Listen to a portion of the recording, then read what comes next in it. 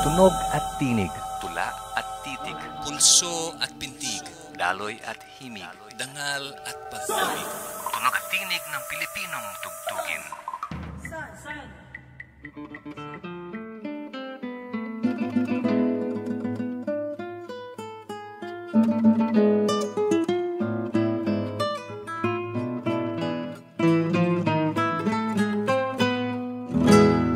Ito ang Tunog at Tinig, ang inyong lingguhang music magazine sa radyo.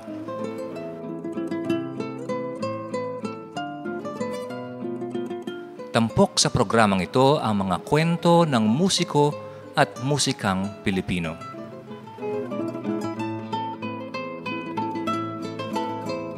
Ang Tunog at Tinig ay hatid sa inyo ng UP College of Music, ang pinakamaingay na gusali sa Diliman Campus. Ako si Dr. Vern de la Peña at ang edisyong ito ay pinamagatang Musika ng Pinilakang Tabing.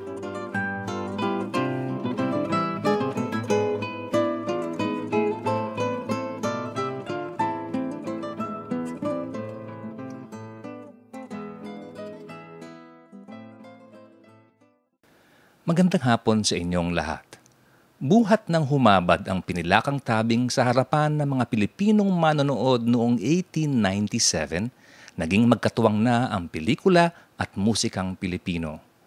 Magmula sa romantikong panahon nila Carmen Rosales at Rogelio de la Rosa, ang pelikula at awit ay di maipaghiwalay. Bakit ba lagi mo akong binibiro? Lamang ako. Ngunit ang totoo'y hindi ko naisaktan ang iyong damdamin. Sa paniwala ko'y isa kang talang nanawag dito sa lupa upang umakay sa aking mabagong landas at ligaya. Iniibig kita, Osa. Akala mo ba'y mapapaniwala mo ko? Isang linggo pa lamang tayo magkakilala. Diga ka na ng diga, masyado ka na. Eh ano namang kinalaman ng panahon sa aking tibukin ng puso? Kung ikaw ba'y nauuhaw hihintay mo munang umulang bago ka uminom? Hindi nga. Ngunit napapansin kong masyado naman pagkauhaw ang dumapo sa'yo. Talaga, Osang, hindi lamang uhaw, kundi gutom na gutom at sabik na sabik ang puso sa iyong pagmamahal. Maniwala ka sana. Bleh! Napulot mo lang sa nobela yung pinagsasabi mo eh. Isipan mo kung totoong-totoo. Nabasa ko na yan, oy. Ang pagsusuyuan ni Jovita, isang bar singer na ginagampanan ni Carmen Rosales, at ni Sergio, ginagampanan naman ni Rogelio de la Rosa. Iisa ang pamagat ng pelikulang inilabas noong 1955 at ng awiting kasama nito na isinulat ni Constancio de Guzman. Yan ay Ang Tangi Kong Pag-ibig. Pakinggan natin ngayon ang gitaristang si Jose Valdez sa kanyang transkripsyon ng komposisyon ni Constancio de Guzman, Ang Tangi Kong Pag-ibig.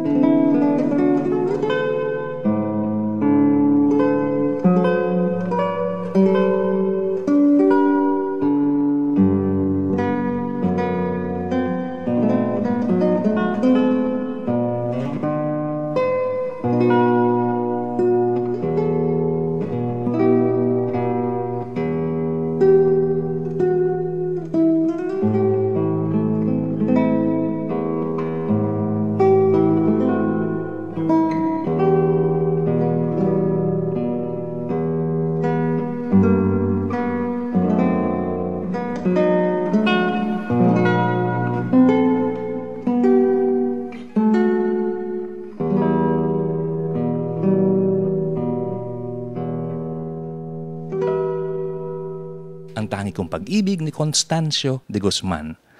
Ang pelikula at awiting ito ay bahagi ng isang matagumpay na formula na nagtatambal ng musika at istorya. Kaya ng Ang Tangi Kong Pag-ibig, ang pelikulang Maalaala Mo Kaya ay ginampanan nila Rogelio de la Rosa at Carmen Rosales. Sa pelikulang ito, si Celso, isang kompositor, ay sumulat ng isang awitin alay sa kanyang sintang si Pilar.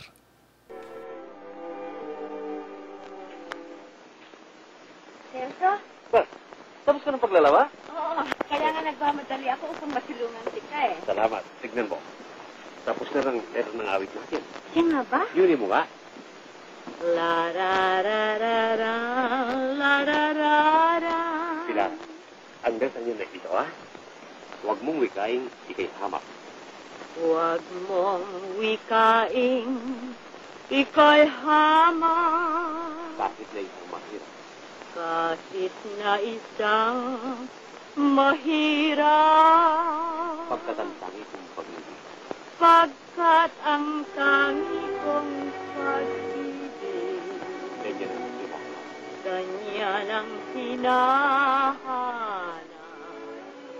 Narito muli si Jose Valdez sa kanyang transkripsyon ng Maalaala Mo Kaya ni Constancio de Guzman.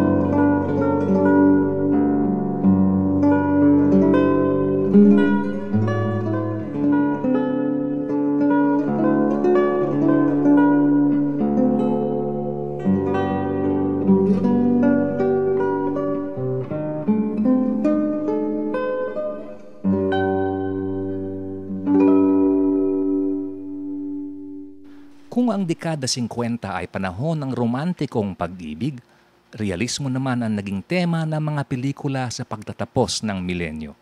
Mula sa taong 1980, narito si Vilma Santos at si Dindo Fernando sa pelikulang Langis at Tubig. O sige, binata ka? Wala kang kakilala sa Davao? Hindi mo misis yung nasa linya? Wala ka rin kakilalang Mrs. White? Sino yun? Ang ginanon mo, na pagkatapos mo mabuntis, iniwanan mo, dala mo lahat ng pera. Ama naman, Cory. Makikipag-chismisan ka sa kung sinong Diyan sa labas, pagkatapos dadalhin mo rito sa loob. O sige, ako na ang sinungaling, ako na ang chismosa, Talaga? ako pa ang buntis, nasa pa lahat ng pera ko. Ama mo, ano pa ang gusto mo? Lumayas! Langis at Tubig mula sa taong 1980, tampok si Vilma Santos at si Dindo Fernando. Langis at Tubig din ang pamagat ng awiting isinulat ni George Canseco para sa pelikulang ito. Narito ngayon si Alfonso Corpus Bolipata kasama ni Ramon Corpus Bolipata Jr. sa kanilang rendisyon ng Langis at Tubig ni George Canseco.